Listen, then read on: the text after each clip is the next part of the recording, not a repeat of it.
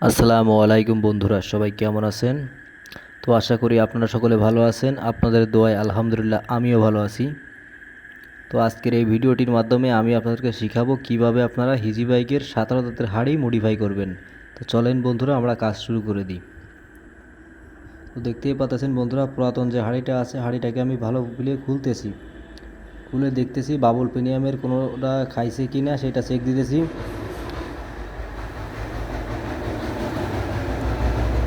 তো আমাদের ডিফেন্সারটা খোলা শেষ। এবার আমাদের প্রত্যেকটা প্রিমিয়াম পার্টসগুলো আমাদের ওয়াশ করতে হবে। তো আমি ডিজেল ঢেলে নিলাম, ডিজেল দিয়ে এখন ওয়াশ করব। দেখতে পাচ্ছেন সাধারণত গাছ প্রিমিয়ামটাকে ওয়াশ করে ফেলছি। একে একে সবগুলো পার্টস আমরা ওয়াশ করব।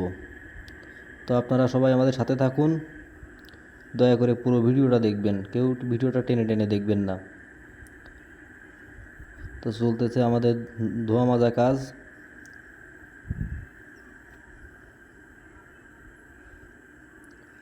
তো অবশেষে আমাদের ধোয়া কমপ্লিট হয়ে গেছে। এবার আমরা সেটিং করে দেখাবো কিভাবে আপনারা সেটিং করবেন।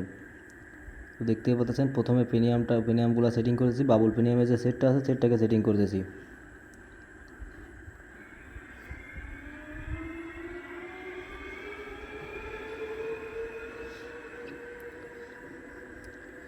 আর এখনও যে সকল বন্ধুরা আছেন আমার ইউটিউব চ্যানেলটিকে এখনও সাবস্ক্রাইব করেননি, তাদের উদ্দেশ্যে বলতেছি ইউটিউব চ্যানেলটিকে সাবস্ক্রাইব করবেন এবং পাশে থাকা বেল আইকনটি বাজিয়ে দিবেন।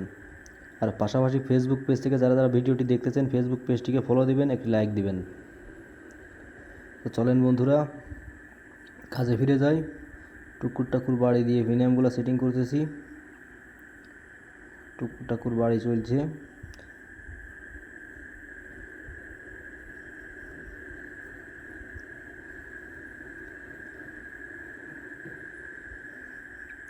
এবার আমার কাজ হচ্ছে গিয়ে 36 যে প্লেটটা আছে 36 প্লেটটাকে লাগাচ্ছি।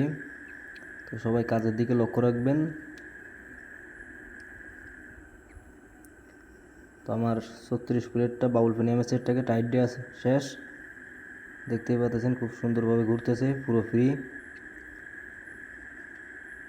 এবার আমাদের যে হাঁড়িটা আছে হাঁড়িটা আমরা বিয়ারিং সেটিং করে নিচ্ছি।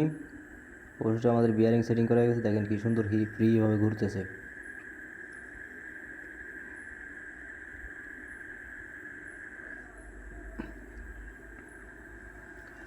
গ্যাসকে ডাটা দিয়ে ভালো করে লাগাবেন, তাহলে আপনার যে তেলটা আছে তেলটা দেওয়ার পরে তেলটা আর বেরোবে না। গ্যাসকে ডাটা দিবেন, ভালো করে ক্লিয়ার করে নেবেন, তাহলে আপনার হাঁড়িতে তেল দিলে অনেক সময় তেল পুড়ে যায়। আটা ব্যবহার করেন না, যার কারণে তেল পুড়ে যায়।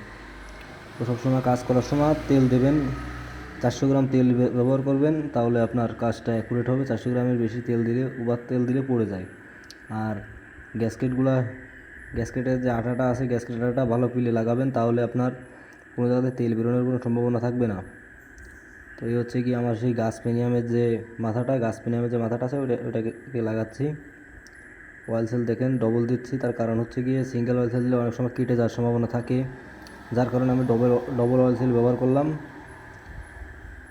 6000 সাইজের বল বিয়ারিংটাকে বসায় দিচ্ছি। তো দেখেন বল বিয়ারিং দেবো দুটো, রোলার বিয়ারিং দেবো একটা, বিয়ারিং দেবো এটার মধ্যে 3টা বিয়ারিং সেটিং করব।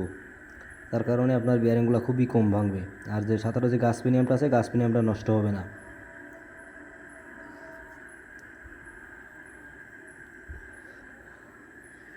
রোলার বিয়ারিংটা লাগিয়ে দিলাম।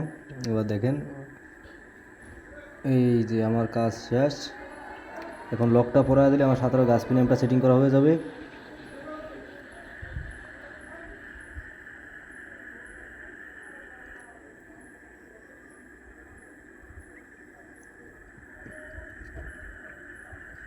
এখন আমার গ্যাসকে ডাটা দিয়ে সেটিং করার পালা। দেখতেই পাচ্ছেন আমি যে জায়গায় কাজ করতেছি সব জায়গায় গ্যাসকে ডাটা ব্যবহার করতেছি, যার কারণে যাতে তেলটা না বেরোতে পারে। এই জাড়ির মাথাও লাগিয়ে দিলাম। তো এখন আমার নাটগুলো টাইট দেওয়ার পালা। দেখতেই পাচ্ছেন নাটগুলো লাগাচ্ছি। অবশেষে আমার নাটগুলো টাইট হয়ে গেছে। এবার আমার সাধারণত যে হাঁড়িটা আছে হাঁড়িটা আমার পুরোপুরি সেটিং হয়ে গেছে। এবার আমি এক্সেলটা লাগাবো।